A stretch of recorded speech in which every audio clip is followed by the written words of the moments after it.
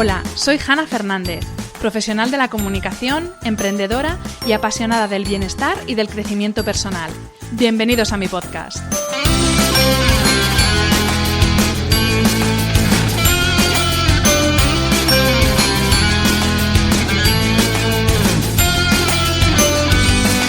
En cada episodio encontrarás charlas con personas brillantes e inspiradoras que te van a dar las claves para reinventarte, ilusionarte, empoderarte y vivir por fin la vida que quieres.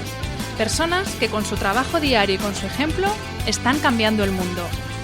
Hablaremos de todas las esferas del bienestar sobre las que puedes actuar para empezar ya a vivir bien de verdad. Relaciones personales, equilibrio emocional y mental, trabajo, salud, sostenibilidad, finanzas, emprendimiento y crecimiento personal. ¿Estás listo? Vamos, yo te acompaño. Aquí comienza tu guía para vivir bien.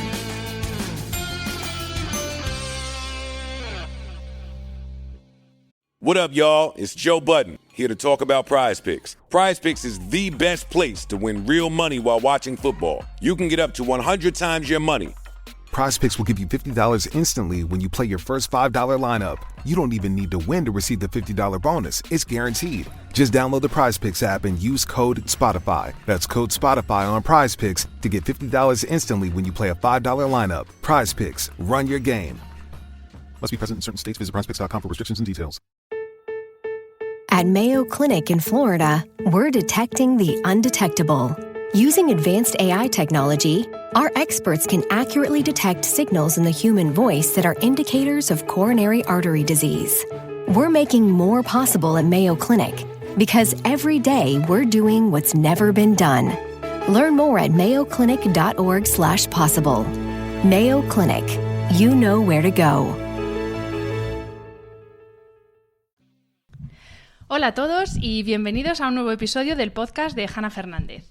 Mi invitado de hoy es una de esas personas de las que os hablo en la entradilla de cada episodio, una persona que con su trabajo diario está cambiando el mundo. Se trata del doctor Carlos Mastías, director médico del Hospital Universitario H.M. Torrelodones, y aquí lo tengo a mi vera. Muy buenas, Carlos. ¿Qué tal? Muy buenas. Encantado de estar aquí contigo y con este podcast que creo que cada vez tiene más adeptos. Sí, estamos haciendo una super comunidad con este podcast. Bueno, os voy a contar cómo conocí yo a Carlos, porque le conocí a través de su mujer, que es Andrea, que ya ha estado aquí en un episodio anterior. Y bueno, aunque en estos tiempos digitales, pues bueno, lo normal, antes de conocerle en persona, pues le conocí o supe de sus andanzas a través de las redes sociales. Y es en Instagram donde yo empecé a intuir que el doctor Mastías, que es Doc, que es como le llaman en su casa y sus amigos también en las redes, no era un médico al uso, no era un médico tradicional. En el año 2016 me llegó una notificación de un grupo de charlas TED al que estoy suscrita y resulta que uno de los ponentes era Carlos, que yo entonces no le conocía personalmente. Y él iba a dar una charla TED en el Colegio de Médicos de Madrid sobre la nueva gestión de hospitales. Y allá que me fui yo a conocerle en persona y a escucharle. Y ya al comienzo de la charla confirmó mis sospechas de que el doc era mucho doc. Porque, ni más ni menos, un médico de medicina tradicional, se puede decir, empezó comparando la experiencia que tienen los pacientes en un hospital con la experiencia que tienen los presos en una cárcel. Ahí en nada. Después de hablar de unas cuantas eminencias médicas que hablaron antes que él. Entonces, bueno, es verdad que él dijo, bueno, tú vas a un hospital en contra de tu voluntad, igual que a la cárcel, te meten en un cubículo por un tiempo indeterminado, tienes la información mínima, te dan un uniforme del todo menos favorecedor. Y encima hay una diferencia entre una y otra situación, que es que en la cárcel al menos te dejan salir media hora al patio todos los días, pero en el hospital no te dejan salir. Entonces, Carlos, para empezar, me gustaría saber cómo empezaste tú a trabajar en esto de la experiencia del paciente en los hospitales y también cuéntanos un poco qué es esto. Cuéntanos qué es esto de la experiencia del paciente en uno de los lugares donde vivimos los momentos más intensos emocionalmente de nuestra vida, como es un hospital. Bueno, pues la verdad es que todo lo que se engloba dentro de experiencia de paciente pues tiene que ver con lo que al final tanto paciente como familiar, que es una de las diferencias con la cárcel, porque en la cárcel están también, en el hospital, están también ingresados sin delito los familiares de los pacientes, pues la disciplina de experiencia de paciente tiene que ver con efectivamente toda esa carga emocional que ocurre en los hospitales, que para mí son los lugares del planeta donde más emociones ocurren por metro cuadrado y donde paradójicamente no estamos nada entrenados ni a reconocerlas ni a manejarlas, porque estamos sobre todo centrados en un acto médico muy técnico, muy protocolizado, donde el paciente y el familiar a veces pues son los últimos.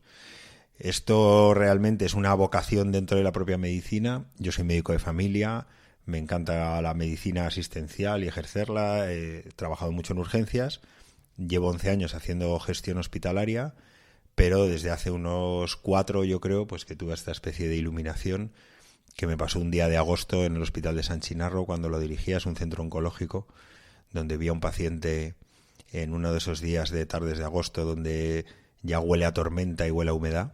Estaba al lado de una puerta que daba a la calle, que claro, como es un hospital, una cárcel, el paciente no podía salir, sí podía entrar gente de fuera, pero no podía salir. Estaba el hombre con su uniforme favorecedor, de estos que se ve el culo, con su palo de suero con la quimio, y estaba muy cerquita de la puerta oliendo a húmedo. Y se veía claramente que él necesitaba que le diera el aire y que le cayeran unas cuantas gotas de agua en la cabeza. Y yo lo vi y dije, ostras, es que esto es una cárcel para pacientes. Les curaremos y les haremos cosas increíbles a nivel técnico, pero la vivencia de este señor ahora mismo no es nada buena. Y bueno, pues allí nació esta vocación sobre mi vocación. Di mucho el latazo a mis jefes para que fueran conscientes de ellos y bueno, pues aquí estoy trabajando cada día para lo que tú dices, cambiar un poquito de ese mundo, si es posible, para hacer que los ingresos hospitalarios sean un poquito mejores. Carlos, en esa charla de la que hablaba antes, otra de las cosas de las que hablaste es de la relación médico-paciente. Y lo quiero decir ahora, lo repetiré durante toda la entrevista, no queremos generalizar, por supuesto no es la intención en absoluto criminalizar a los médicos, porque tengo uno que es estupendo aquí delante, pero volviendo al tema de la relación médico-paciente, tú dijiste en la charla que esa relación se está transformando un poco en una relación Dios-súbdito, y yo añadiría más aún una relación de juez-sentenciado. Voy a poner un ejemplo personal para que se entienda mi reflexión. Yo hace un año, llevo muchos años con problemas de rodilla y hace un año, la enésima vez que empecé a tener unos dolores horrorosos, fui a una clínica que se supone que son mega expertos en rodilla y la sentencia que me dio el cirujano fue: ni te voy a operar siquiera porque haga lo que haga, vas a seguir con los dolores y lo que tienes que hacer es acostumbrarte a vivir así y tu ejercicio es pasear con tu perra y ya está. Entonces, yo salí de esa clínica con 36 años, una persona súper deportista, hundida en la miseria.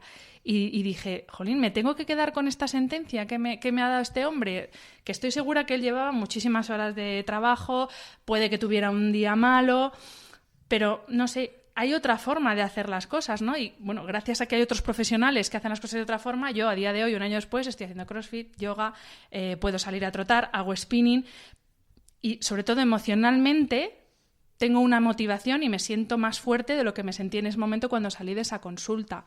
Carlos, ¿de qué forma se puede actuar para que esta relación médico-paciente sea una relación sobre todo humana, en la que no solamente se tengan en cuenta los síntomas físicos, sino el estado emocional del paciente, que está más que demostrado que influye absolutamente en la recuperación?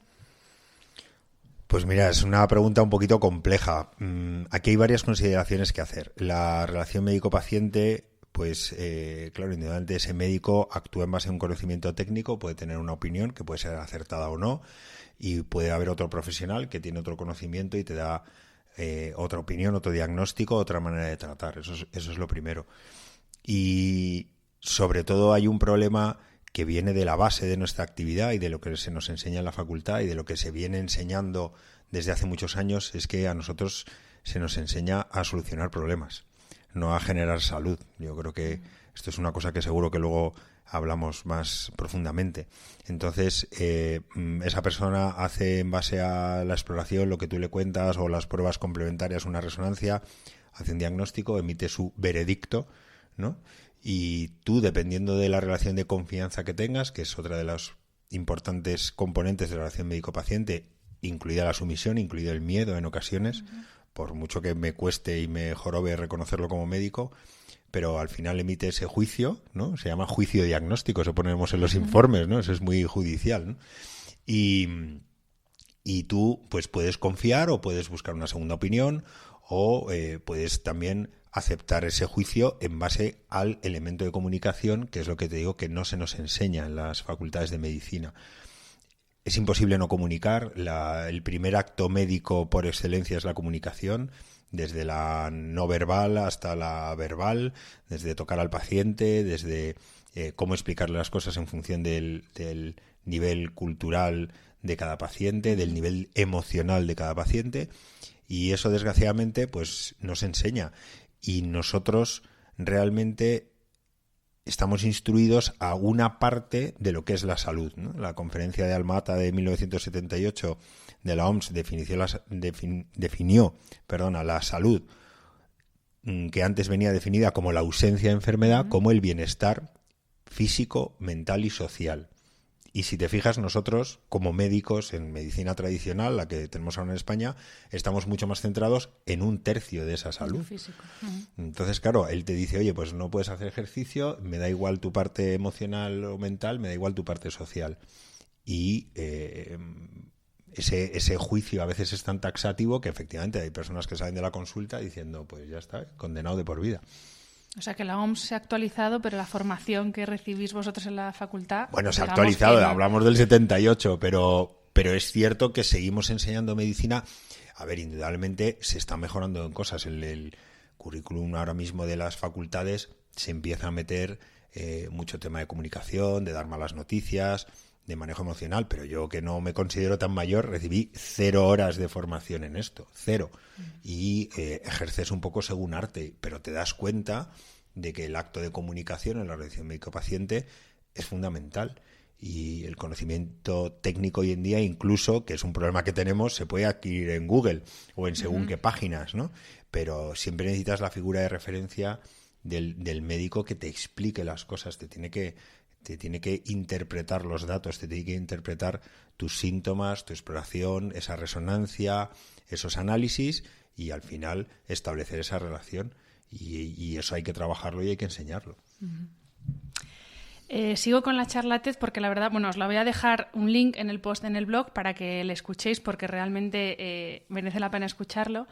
Tú dices en la charla que y es algo que parece más propio de un experto en marketing que de un médico, dices que los hospitales tienen que tener el nivel de innovación de Apple, el nivel de compromiso de la NASA y el nivel de servicio al cliente del REITs. Explícanos esto. Bueno, esta frase no la digo yo, a ver si me vamos a atribuir aquí. Esta frase es de un libro que me regaló Andrea, que para quienes hayáis oído el otro podcast no solo me regala bicis, me regaló un libro que la verdad es que transformó muchísimo mi visión de todo esto, y la verdad es que fue un auténtico descubrimiento y se lo agradezco un montón, que habla de cómo una cadena de hospitales en Los Ángeles muy conocida transforma absolutamente la organización, teniendo médicos en su cuadro médico que eran premios Nobel de medicina, habiendo inventado tecnología médica como el PET-TAC para detectar tumores, o teniendo protocolos de tratamiento del cáncer de mama que habían nacido en esos hospitales, pero tenían unos niveles de satisfacción espantosos. Y en ese libro cuenta cómo, a través de la experiencia de paciente y realmente de ese acto médico y de tratar con respeto al paciente y con empatía, pues logra transformar esa organización que en lo técnico era puntera, pero en lo humano, por decirlo de alguna manera, estaba muy baja. Y esa frase está en uno de los capítulos. La gente que sabe de gestión, que yo, pues como digo, soy residente de un 10º año de gestión, porque esto es una carrera de aprendizaje constante, pero la gente que sabe de gestión dice que hospitales y aeropuertos son muy difíciles de gestionar. Y es cierto que un hospital hoy en día debe ser una empresa de servicios, no de dispensación de actos médicos, en mi opinión, que tiene que tener, como dice, pues el grado de innovación de Apple, el grado de compromiso con la seguridad de la NASA para que nada falle, y el grado de servicio de los hoteles Rich, ¿no? Y bueno, pues ese es un poco el reto, ¿no? Y como os decía antes, también de un sitio donde hay miles de millones de emociones por metro cuadrado, de gente que si pudiera elegir no estaría ahí, y eso es el 100% de las personas, si pudieran elegir no estaría en un hospital, y donde tú tienes que estar preparado 24 horas al día, porque no cerramos, para hacer frente a esas respuestas. Así que bueno, es un poquito complicado el manejo, pero al fin y al cabo es apasionante y es lo que nos gusta. Carlos, ¿tú qué crees que ha pasado en el sector salud para que los hospitales ahora se estén preocupando por lo que piensa el paciente? Para que le vean como un cliente, volviendo a hablar en términos marketingianos, y para que entiendan que lo importante ya no es solo el curarse y el salir del hospital, que obviamente, como tú dices, nadie está ahí por voluntad propia, entonces obviamente el objetivo número 1 es salir, pero esa estancia que estás en el hospital, ¿qué ha pasado para que ahora, como bien has dicho antes, los hospitales se estén dando cuenta de que el paciente es un cliente también? Bueno, pues mira, yo creo que básicamente lo que ocurre son dos cosas. Uno, que tanto el saber médico como la tecnología médica ya son universales. Eso significa que ya no discriminan.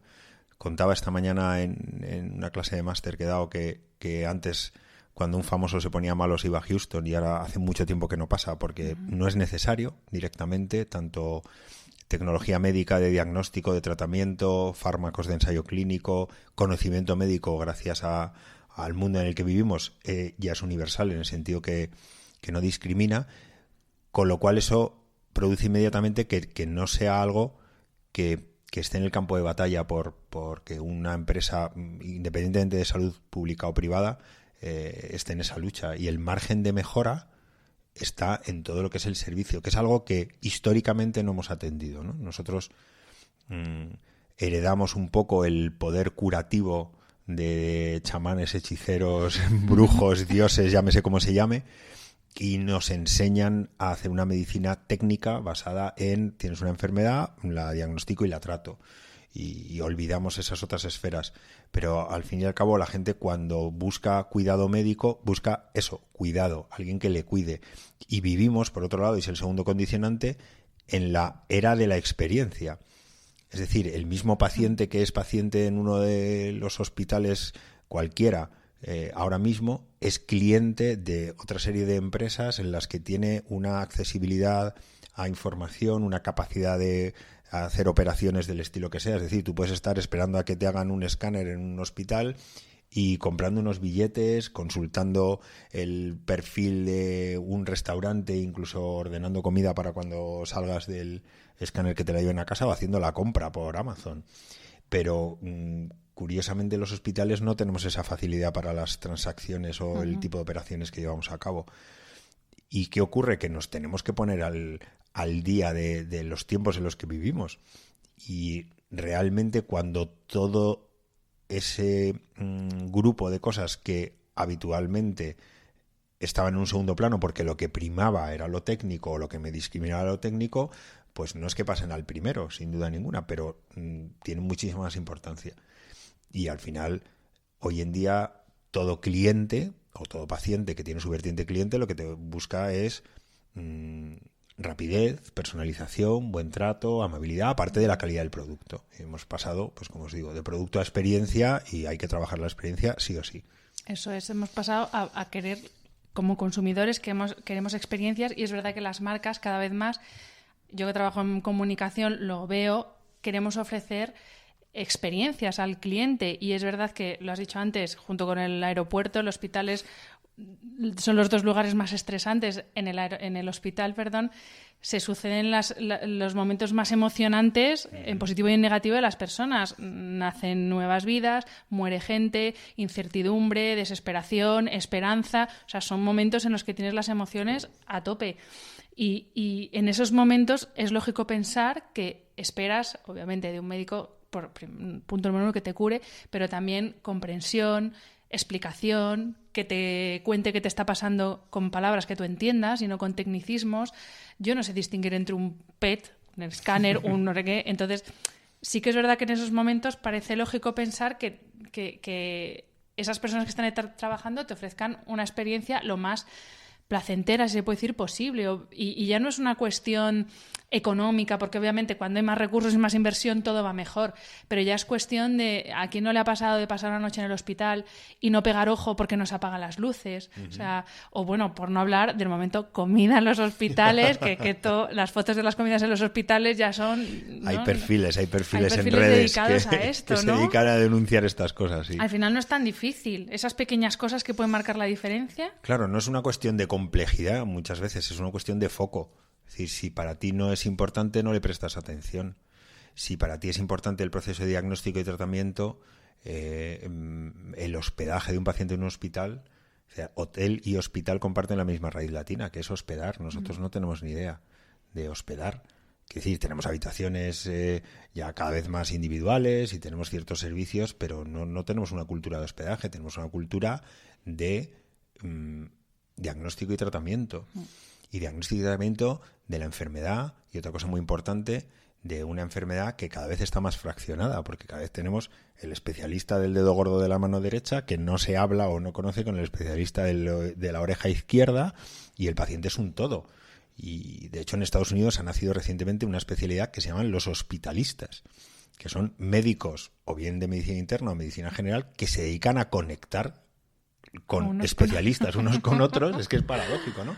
Especialistas unos con otros para que no se pierda la globalidad del paciente. Igual que hay otras figuras que son los escribas, que esto es muy gracioso. Es decir, dependemos tanto de escribir tanto en el ordenador que para que esa relación médico-paciente pueda ser lo más fluida posible, en algunos hospitales ya hay un escriba, es decir, alguien que está haciendo por mí, médico, el trabajo de escribir el informe en el ordenador para que yo pueda, pues lo que muchos pacientes a mí me dicen: oye, Carlos, ¿me puedes conseguir una cita con un médico de tu hospital? Digo, sí, pero con alguien que me mire a los ojos.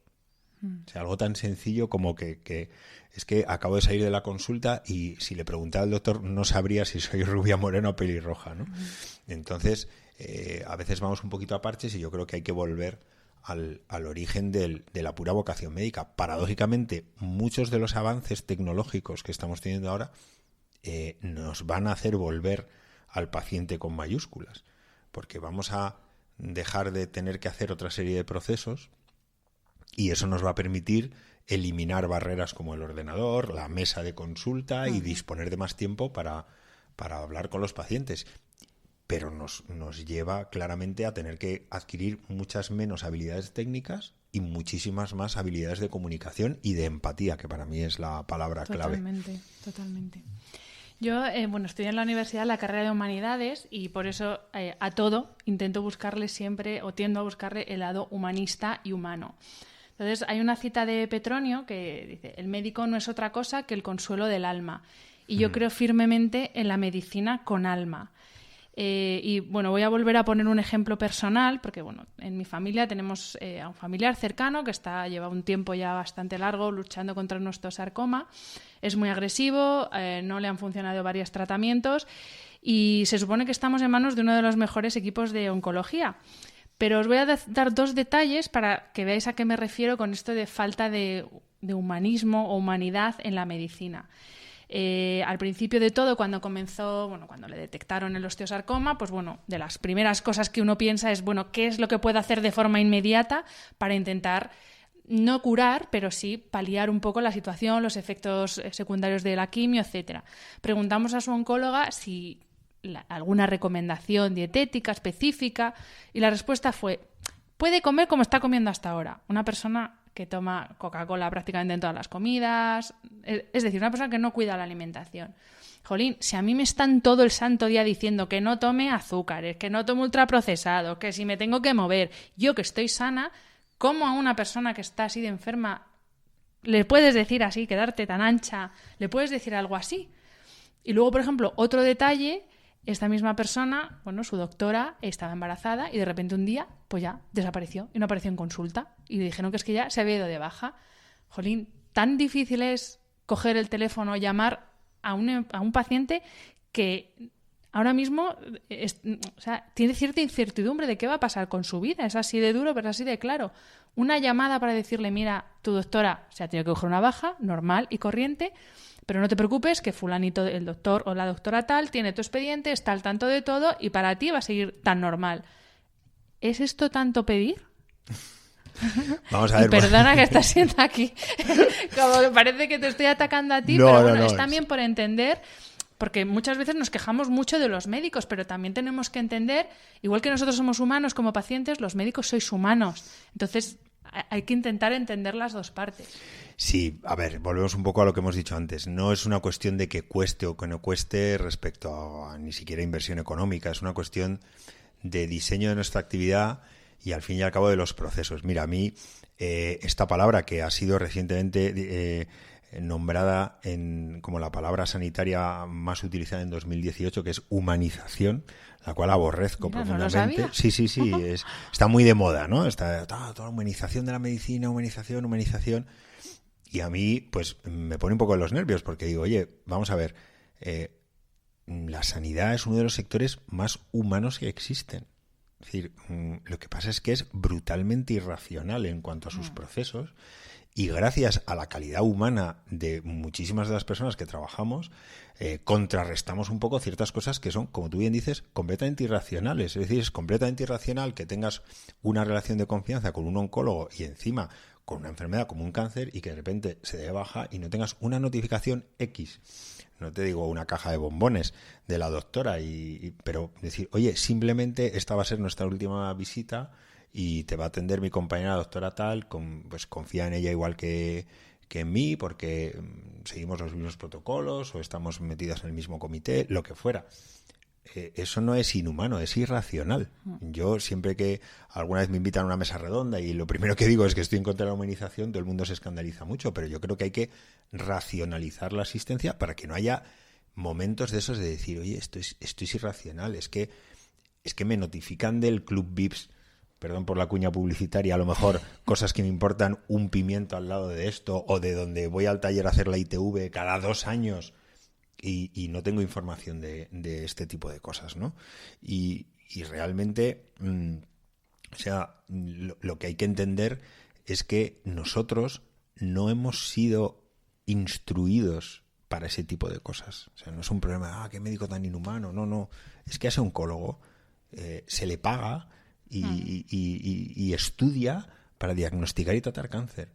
Pero nadie le ha dicho, oye, es importante hacer otras cosas, o ten en cuenta que si dejas de ver a este paciente porque te vas de baja, porque te vas de vacaciones, por lo que sea, eso va a tener una repercusión. Indudablemente hay gente que lo tiene metido en sus circuitos, pero hay gente que lo tiene y gente que no. Pero estructuralmente va de eso.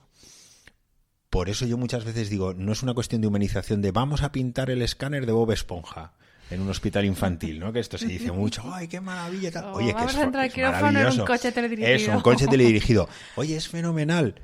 Indudablemente es mucho mejor que no tenerlo.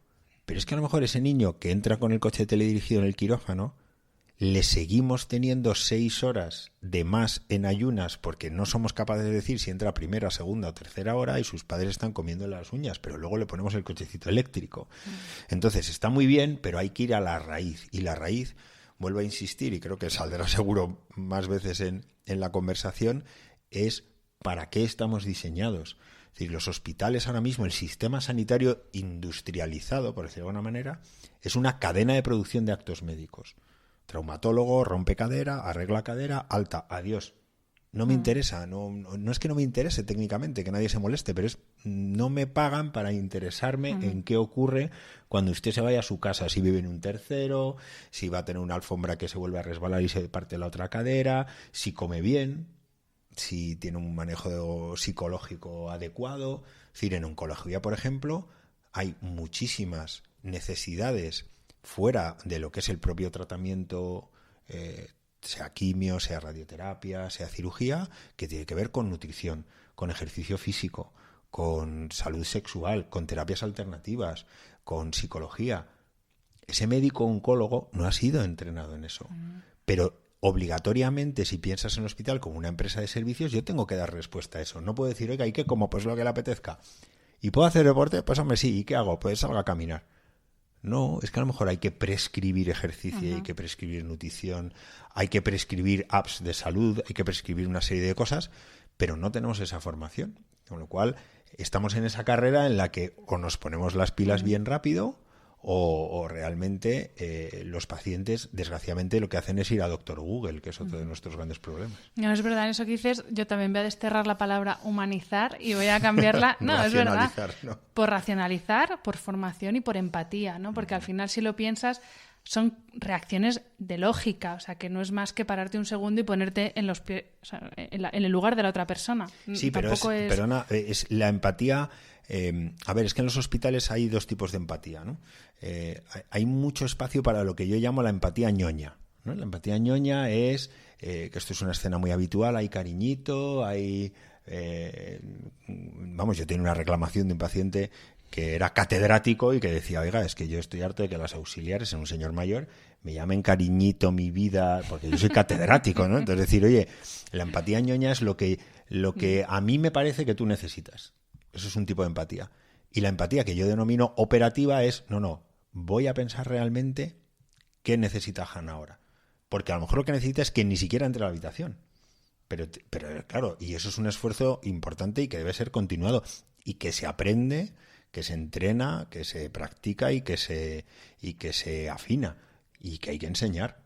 Yo creo que está metido en la propia vocación médica, pero a veces en toda esta vorágine técnica y de superespecialización se nos olvida. Y tiene que estar a nivel de todos los estamentos de una organización tan compleja como es un hospital.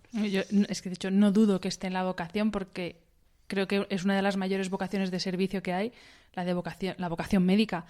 Quizá es en todos esos años que pasáis enfocados 100% en lo técnico, donde, ¿no?, se pierde un poco esa parte, pues eso, del comunicar, de la empatía, de hecho, operativa. La empatía y el cuidado está muchísimo más metido, yo lo digo mucho, a mi personal de enfermería, a enfermeras, auxiliares, a celadores, administrativos, a técnicos, en ocasiones muchísimo más que el médico. Es decir, el médico en la película del paciente hace un cameo, es decir, te veo 5 minutos al día, pero quien proporciona el cuidado...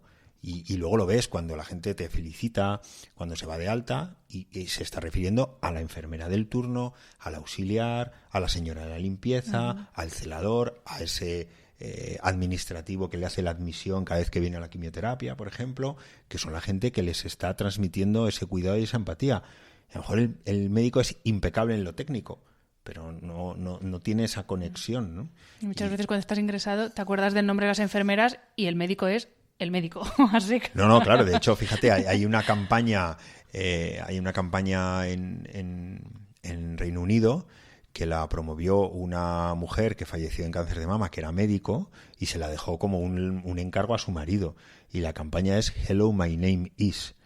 Es decir, ella dijo, por favor, cuando yo me muera, intenta que todos los médicos, cuando entren a una habitación, saluden y se presenten. Y lo que te decía antes del libro que me regaló Andrea de los hospitales de Los Ángeles, el CEO de este grupo hospitalario consigue una revolución absoluta en muy poquito tiempo con un código de conducta y de trato cuya primera parte es como un acrónimo que se lee en español es CICARE, pero en inglés es See I Care, es decir, mira, yo te cuido, ¿no? Y la primera C es conecta con el paciente con su nombre preferido, y la I es introduce yourself, es decir, preséntate en cada contacto. O sea, a lo mejor tienes que decir, hola, soy el doctor Macías, el director del hospital, cada vez que entres a la habitación, pero ellos lo tienen a rajatabla. Y en el fondo eso es lo que proporciona cuidado.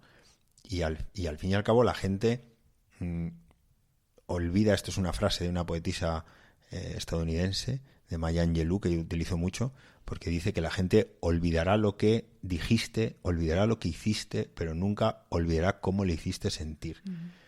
Y cuando tú ves las cosas que escribe la gente en las reclamaciones o en las felicitaciones, dices, ostras, no hemos conseguido hacer sentir a esta persona que le estamos cuidando, aunque le hayamos dado un tratamiento que sea indiscutiblemente el número 1 en lo suyo, pero no se ha sentido cuidado, porque a lo mejor no le hemos apagado la luz de la habitación por la noche, como tú decías, o hemos entrado a lo loco a las 6 de la mañana a meterle el termómetro en el sobaco como si fuera un rejonazo y a tomarle la tensión con un aparato que hace un ruido tremendo, para luego no mirar esos datos, que es la segunda parte.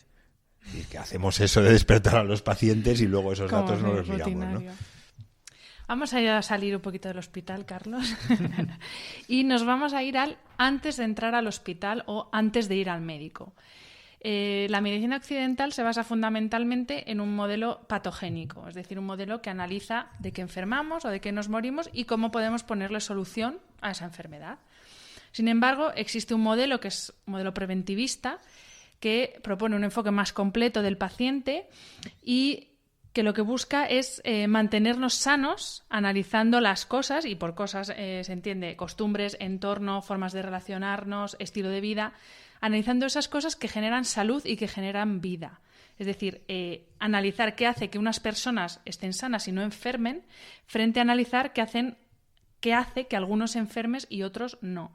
Es decir, hay una medicina que es la que conocemos aquí, que es pasa algo, lo trato, mientras que existen otras medicinas que dicen vamos a ver qué puedo hacer para que no pase nada malo.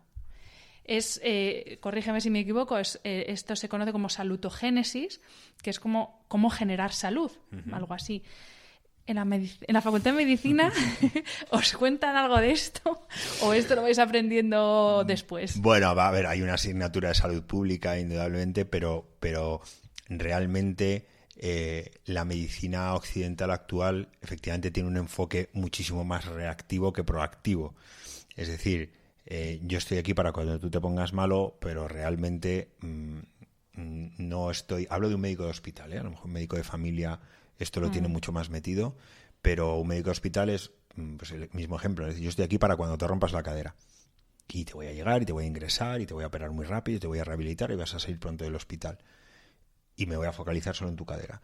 Pero realmente, ¿quién se encarga de que esa persona tenga todo lo necesario para que no se rompa la cadera? Desde una alimentación, ejercicio físico o condiciones socioeconómicas en su domicilio para que tenga, pues eso, una alfombra que no se resbale o luz suficiente para no tropezarse, un ascensor.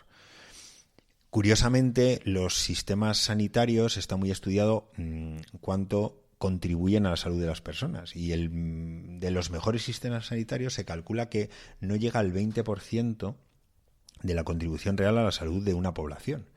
Es decir, la salud, y vuelvo a la definición de Alma-Ata, es un bienestar físico, social y emocional.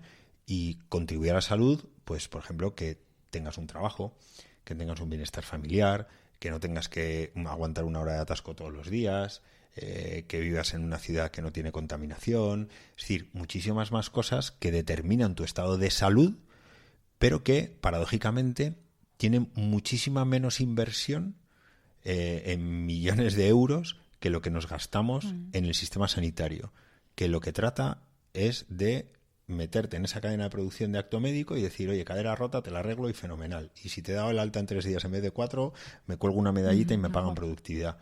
Pero claro, te dices, oye, hacemos algo para evitar eso, ¿no? Realmente es lo que te digo, es una diferencia de enfoque y no estamos instruidos en la salutogénesis y realmente ese enfoque patogénico lo tenemos porque estudiamos especialidades médicas, estudio traumatología, neurología, cardiología, cirugía digestiva, pero no estudio a la persona.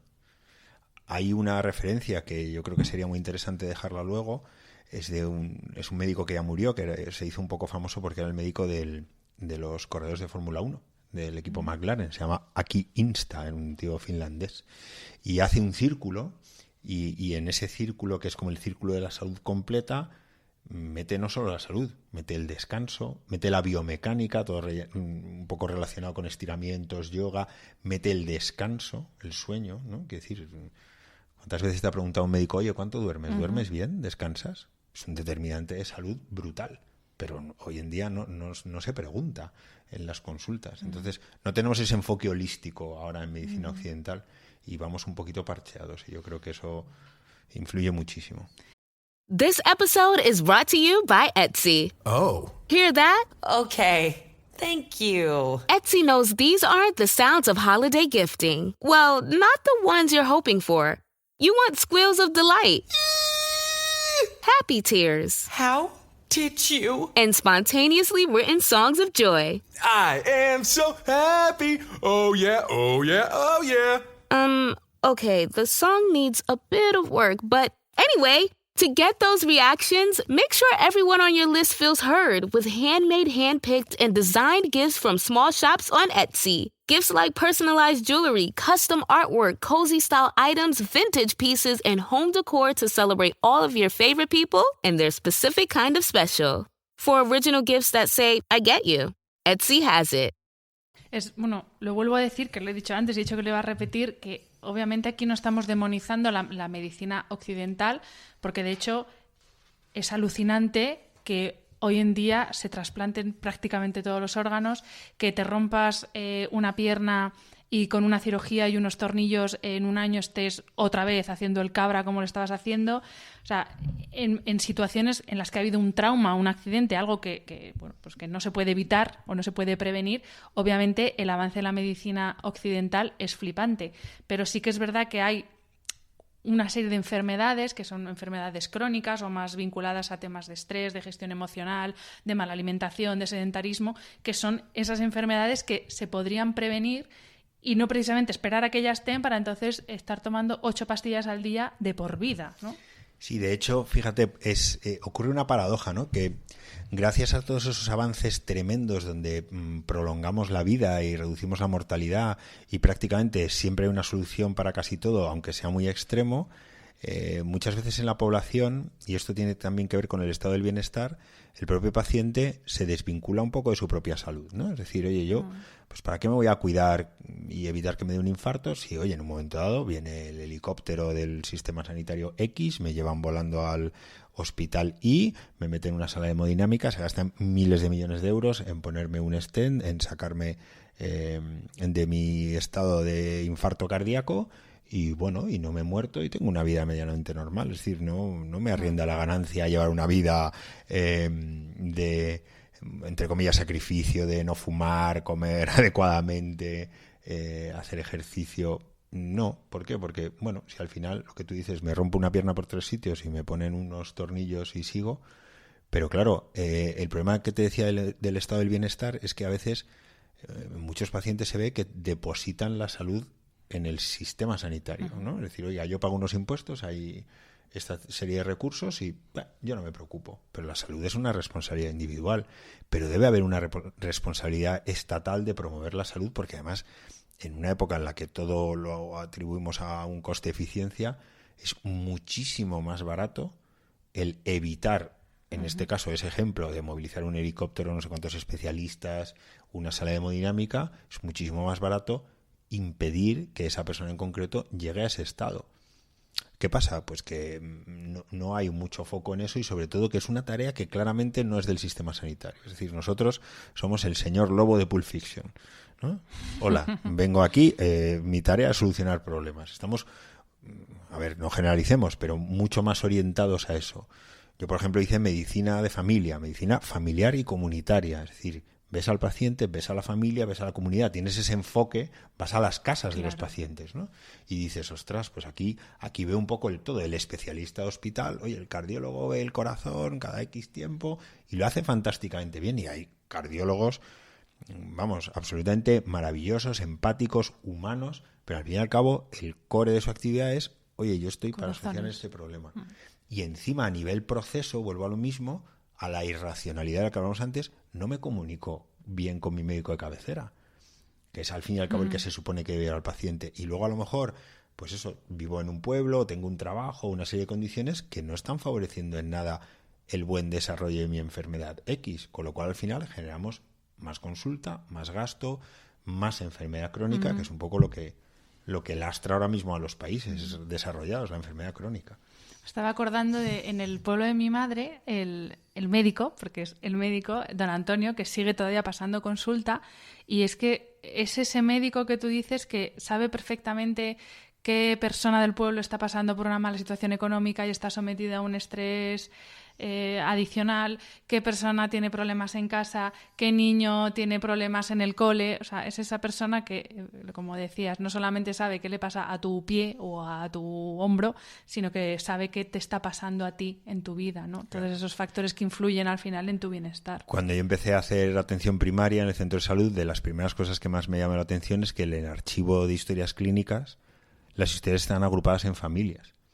Entonces venía el padre y a ti el administrativo te daba la historia de la familia. Y claro, te decías, ostras, claro, este es el marido de Juani y el papá de Marcos, y ahora entiendo por qué el niño tiene esto, la mujer tal, ¿no? Y, o ya máximo cuando vas al domicilio. Entonces, esa visión de tu don Antonio y esa visión del médico de familia, que yo siempre digo que, con todos los respetos, me parece la especialidad primero más bonita y segundo, de lejos, más complicada, que, vamos, la peor de las cirugías cardíacas o lo más complejo que uno puede imaginar, es esa medicina de familia donde tienes que ver al paciente con relativamente pocos medios y pocos recursos hoy en día, desgraciadamente, pero en su totalidad, y saber de un paciente que te viene con diabetes, otro con una depresión, otro con oxígeno domiciliario por una bronquitis crónica, otro que tiene una enfermedad infecciosa, un aviso a domicilio, más una charla en el colegio para enfermedades... Todo, ¿no? Eres médico, eres psicólogo, eres mediador matrimonial... Todo, sí. La consulta de primaria es apasionante, da para 1000 podcasts. Sí, pero para mí me parece de lejos la especialidad más cercana a mi visión personal de la medicina y desde luego, o sea, a nivel técnico, la más compleja. Sí. Frente a, hablando de esta forma de entender la medicina, más preventiva que reactiva, hay medicinas tradicionales que no son la medicina occidental que conocemos, que hay, aquí hay de todo, o las amas o las odias, porque hay gente que es totalmente detractora de medicinas, por ejemplo, como la medicina tradicional china, Ayurveda, la medicina Unani, que yo la he descubierto también hace poco, la medicina que utilizan los curanderos en las regiones andinas de Sudamérica, que son... No sé si llamarlo medicina, no sé cómo se puede llamar. Yo realmente estas disciplinas no las considero esas terapias alternativas que sí que se pueden poner un poco más en duda, pero creo que esta sabiduría al final de utilizar hierbas para curar un dolor es lo que estamos haciendo ahora, pero en vez de la hierba en forma de hoja es una hierba en forma de pastilla, ¿no? Entonces, ¿cómo podemos hacer para que convivan esas tradiciones preventivas con la medicina más reactiva que conocemos nosotros ahora? Bueno, hay corrientes que intentan integrar este tipo de medicinas, vamos a llamarlas no clásicas en el sentido del occidental, intentar darles un poquito de ciencia. Hay mucha polémica, por ejemplo, con la homeopatía, si sirve o no sirve. Otras disciplinas, por ejemplo, como la acupuntura, pues están muy integradas incluso en terapias hospitalarias, el Reiki inclusive, en paciente oncológico, es decir, pues hay muchas. Yo creo que en general lo que no conocemos lo tememos y tendemos a apartarlo si no es de nuestro mismo color, tamaño y forma, ¿no? Eso es una reacción humana súper ancestral. Creo que hay que primero conocerlo. Yo tampoco conocía algunas de las cosas que has mencionado, pero tienen su sentido y sobre todo tiene su sentido en la parte que a mí me parece la verdadera revolución de la medicina, mucho más que el Big Data, la inteligencia artificial y otras cosas, que es el descubrir y el utilizar y potenciar la relación mente-cuerpo. Yo esto desde que estudiaba medicina era una cosa que yo veía y decía, oye, pues muy bonito todo esto, la bioquímica, la embriología, la neuroanatomía, pero digo, aquí no hay nada tan evidente antes de que aparecieran los inhibidores de la bomba de protones, el omeprazol y sus primos hermanos, que nosotros veíamos de estoy nervioso y se me hace un agujero en el estómago. Es que no hay nada más evidente que una relación clarísima, y no hablemos pues del infarto de miocardio en las personalidades de tipo A que se llamaban, del estrés, más la caída del pelo, las erupciones cutáneas. Y luego, pues yo, como te he dicho, he estado 5 años dirigiendo un hospital oncológico, pues claramente el paciente oncológico que tiene una actitud ante su enfermedad determinada que claramente mediatiza su capacidad de hasta cicatrización de las heridas en función del ánimo que tenga ante la enfermedad. Y que cuando pasabas la planta, pues el personal de enfermería te decía, oye, pues mira, Juan, el de la 218, ha tirado toalla. Ya no tiene ánimo, o se está despidiendo. Pues Juan en 48 horas ya no estaba. ¿Por qué? Porque su cabeza ha dicho basta.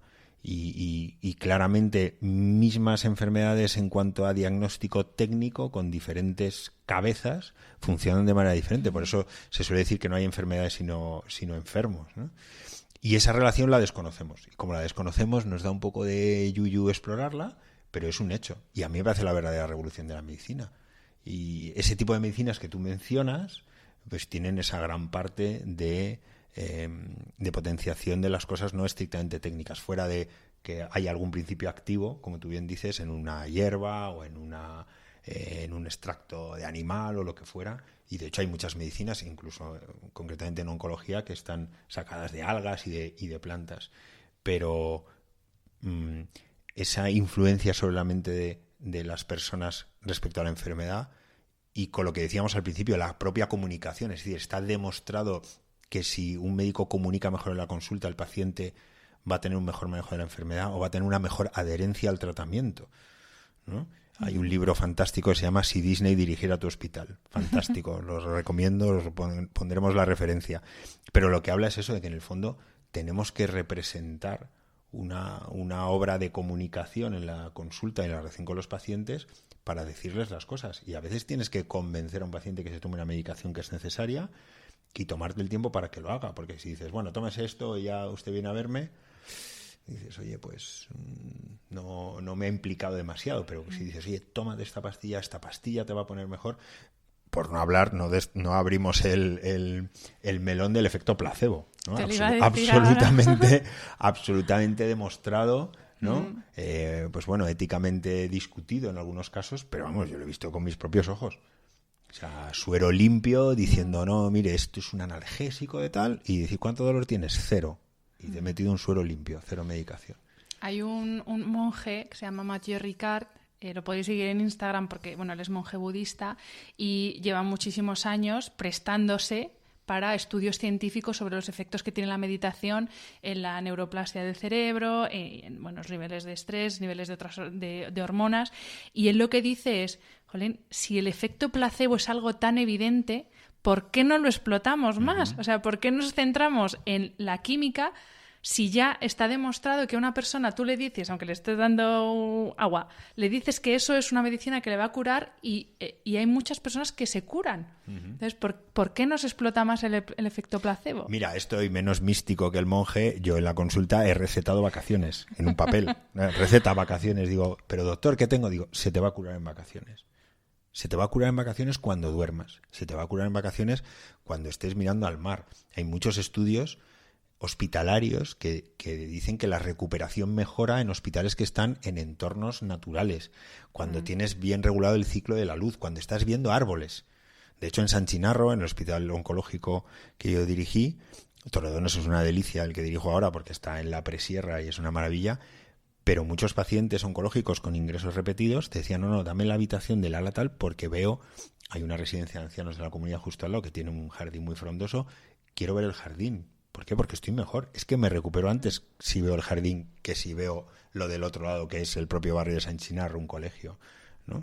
Entonces, es decir, hay muchas cosas que no conocemos, que nos asustan un poco, pero que ahí están y que como, o sea, intentar, como dice Andrea también, esta es una frase muy suya, ¿no? De cuando sabes algo no puedes hacer como que no sabes, ¿no? Entonces dices, oye, si yo sé que esto está ahí, que funciona, efecto placebo, el entorno, la comunicación, la luz, los aromas, ¿no? En los hospitales, el olor a hospital, o sea, si sé que estas cosas cuentan, ¿por qué no las trabajo?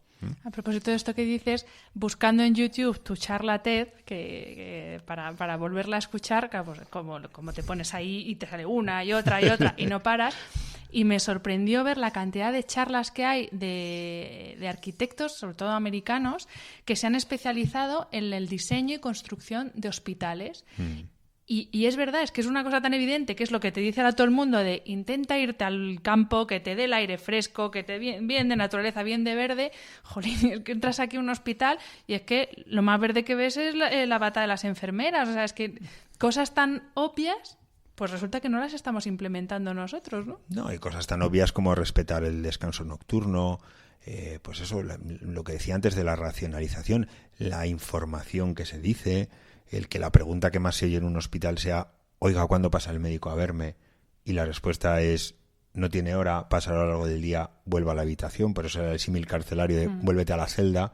O sea, yo soy el carcelero y ya te diré cuando técnicamente podemos responder la gran mayoría de las veces esa pregunta.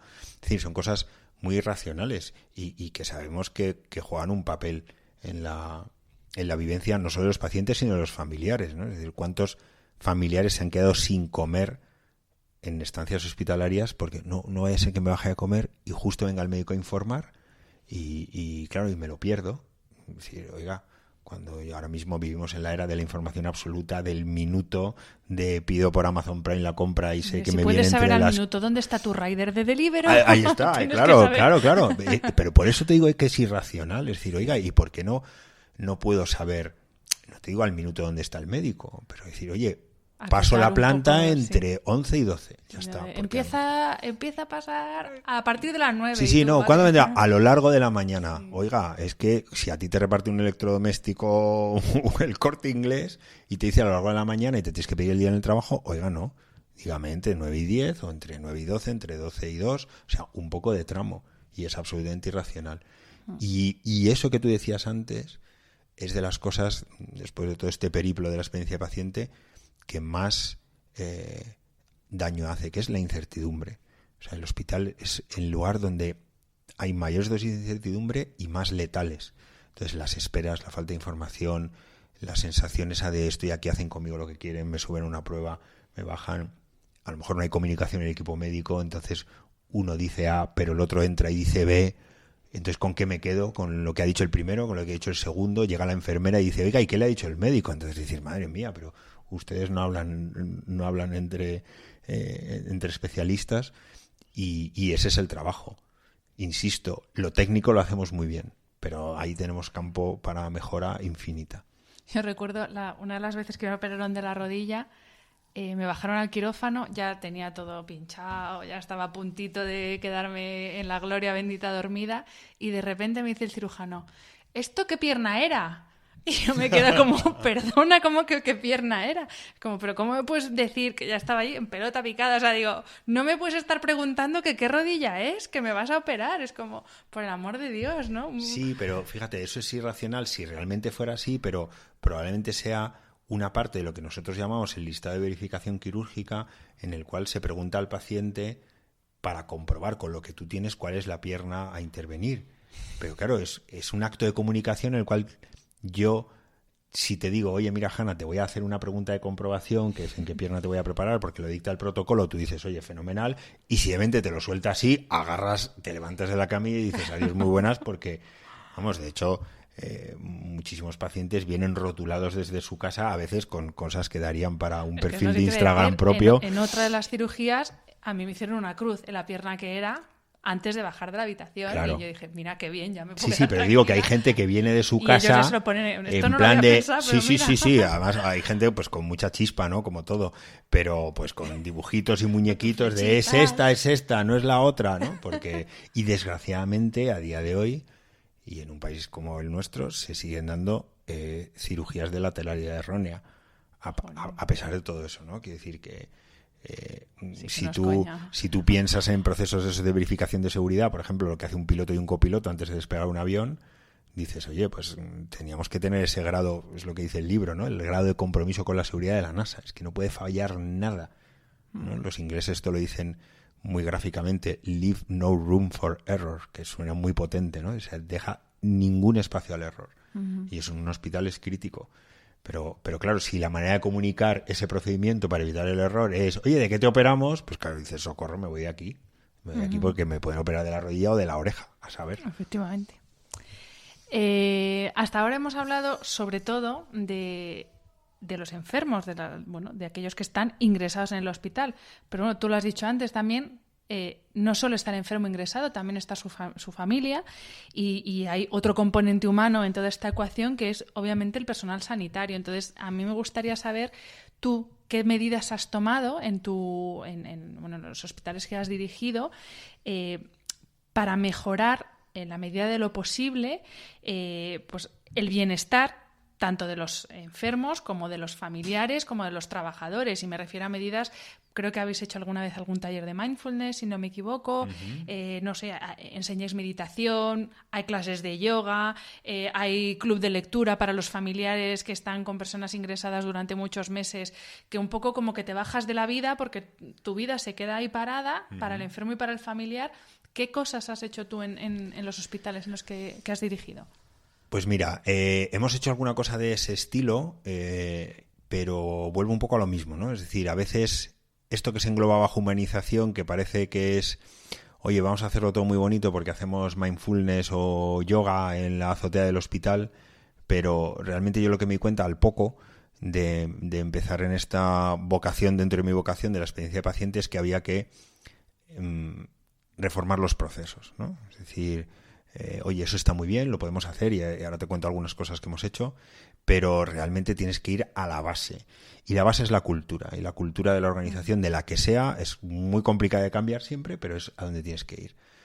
Básicamente lo que yo he hecho en Torrelodones este año y medio, que creo que ha producido un cambio de tendencia, o al menos eso nos parece, tanto en la actividad del hospital como en la percepción que tienen los pacientes y los familiares, es intentar alinear a todo el personal, y cuando digo todo es desde el cirujano más de cirugía más compleja hasta el camarero, alinearles en torno a una misión. Es decir, hicimos un plan estratégico a mi llegada que se aprobó por la dirección, y ese tenía un misión, visión, valores, y la misión es cuidar. Es decir, todo el mundo que trabaja en Torrelodones o que trabaja con Torrelodones, proveedores o colaboradores de cualquier tipo, tiene claro que la misión es cuidar en mayúsculas, cuidar con el mejor nivel técnico, pero con el mejor nivel de servicio al paciente, al familiar, en cada momento y en cada lugar, no solo cuando está, en el antes y en el después. Intentamos hacer que, por ejemplo, un camarero que antes tenía claro que su misión era servir cafés, diga, no, yo estoy aquí para cuidar a pacientes, a familiares, al personal, a través de servir un café. De hecho, uno de los friki proyectos que tenemos es hacer un máster de hostelería sanitaria, ¿no? Es decir, formar gente que esté, porque no es lo mismo servir un café a un familiar de alguien que le han dicho que no llega el fin de semana, un médico que acaba de bajar del quirófano y se tiene que subir, o bueno, pues toda la gente que pasa por la cafetería en un hospital, no es lo mismo que en la calle, ¿no? Totalmente. Entonces, esa es una idea. Entonces, a nivel de procesos, el crítico ha sido ese, que todo el personal tenga esa misión, que todo el personal entienda, comunicar muchísimo desde el porqué, como dice Simon Sinek en la charla TED esta del Círculo de Oro, que es buenísima, comunica desde el porqué, no desde el qué. Es decir, oye, entiende que esto es así porque queremos cuidar al paciente, y ir a hacer una destrucción creativa, ¿no?, de los propios procesos que hay, y remodelarlos y decir, todo esto tiene que estar orientado no a la parte técnica, sino a la parte de cuidado.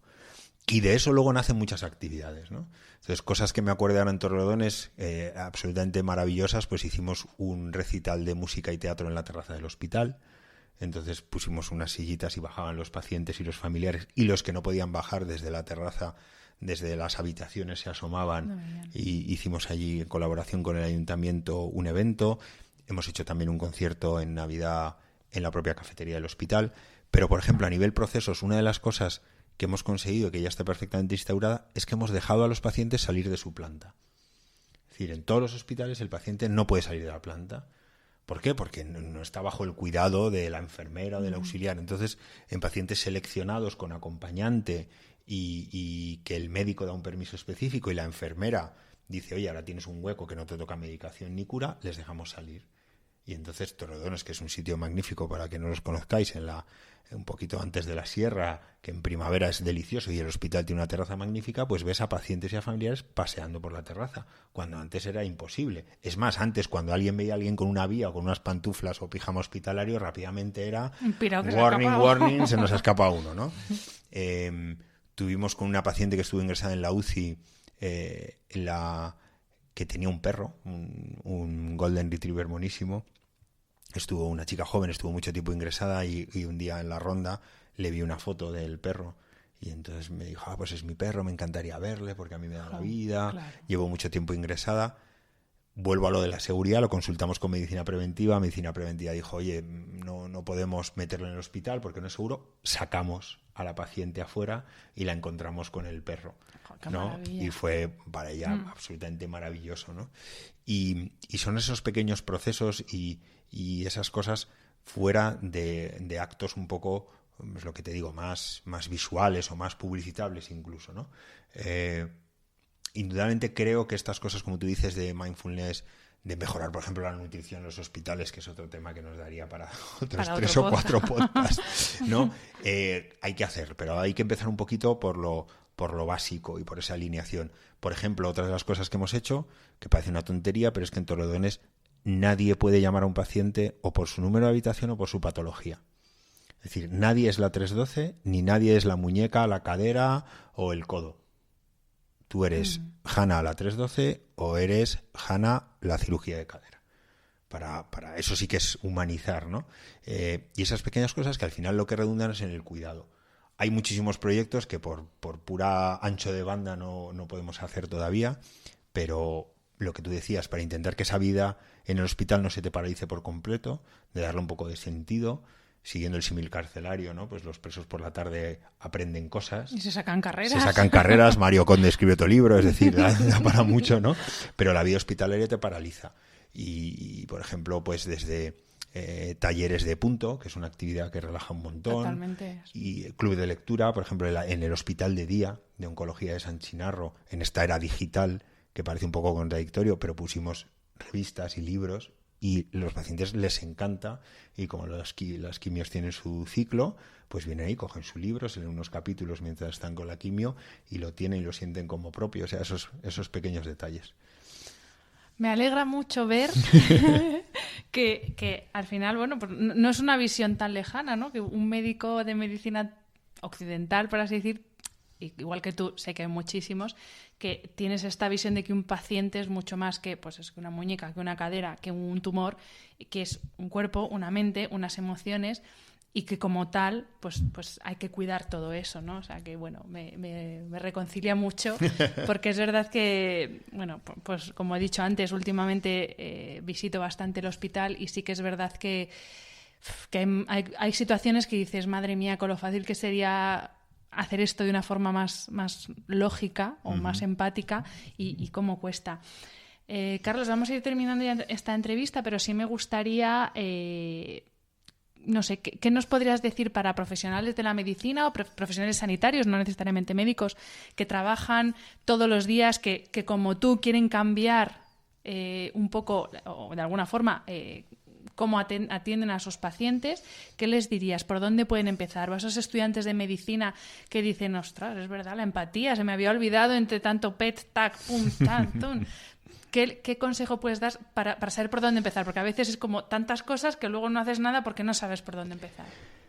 Pues mira, 2 consejos. El primero sería, recuerda por qué elegiste esta profesión.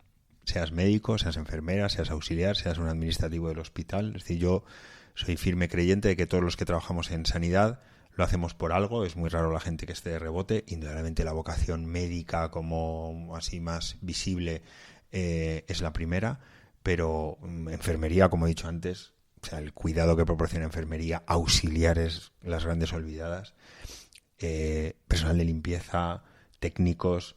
Es decir, somos muchísimos los que trabajamos en un hospital o en un centro de salud o en otras instituciones. Recuerda por qué lo hiciste. Todo el mundo, yo creo que en un primer momento lo hace porque quiere cuidar de personas en el momento más vulnerable de sus vidas, que es cuando están enfermos. Y eso a veces pues es un recordatorio diario, ¿no? Y a veces efectivamente se te puede olvidar y puedes llegar a anestesiarte, curiosamente, con ciertas cosas que ves. Pero yo creo que eso a los estudiantes, se lo digo, a varios estudiantes que tengo un poco tutelados también, que lo recuerden a diario. Y respecto a generar cambio, pues mira, lo que yo le digo a mis supervisores, que hay 3 cosas que no me pueden decir nunca, que es, esto es imposible, esto siempre se ha hecho así, yo no puedo hacer nada. Lo tienen prohibido. Digo, si crees que es algo imposible, di que es muy, muy difícil, pero no me digas que es imposible. Y no me digas, bueno, es que siempre se ha hecho así y yo no puedo hacer nada. ¿Por qué? Porque ahora mismo, y gracias a este entorno de redes sociales y de encuentros absolutamente maravillosos, pues como los que hemos tenido tú y yo, que nos hemos conocido gracias a esto, pues te das cuenta de que descubres a iguales tuyos con inquietudes muy parecidas y que la facilidad de conexión es tremenda y que se suman los esfuerzos. Y de hecho, hay últimamente en este apartado corrientes que están teniendo una potencia enorme. Por ejemplo, me estoy acordando de la UCI con H, que tiene que ver con humanización de la UCI. Es un proyecto español de modificar los procesos de atención a los enfermos en cuidados intensivos para que se hagan de una manera más racional y más humana. Hay hasta una humanización de la gestión también para los que estamos en labores de gestión. Y eso ha surgido por gente que tiene esa inquietud y la ha sacado fuera. En nuestra cultura a veces es un poco de esconder las cosas, de trabajarla, pero no, sácala fuera y que te la copien intensivamente y que la gente la conozca y públicala en redes y vete a congresos o da el ladrillo cuando salgas de Cañas, porque al final vas a encontrar a gente que tiene tus mismas inquietudes y vas a promover cambios. Y yo creo que, vamos, la capacidad que tiene el ser humano ahora de generar cambios es tremenda. Y como decía el tío de Spiderman, todo gran poder conlleva una gran responsabilidad, y la responsabilidad que tenemos los que trabajamos en salud y en el sector sanitario es muy grande, y creo que hay que hacer cosas y no podemos pasar por la vida siendo mediocres. Hay que cambiar, y el motivo no puede ser mejor que tratar al enfermo y a la familia. Qué guay, Carlos. Cómo molas. Bueno, ya lo sabes, pero te lo digo, que molas muchísimo. Mil gracias por haber venido, porque bueno, ya sabéis que me gusta rodearme de gente brillante y creo que tú lo eres y que estás haciendo una labor muy guay.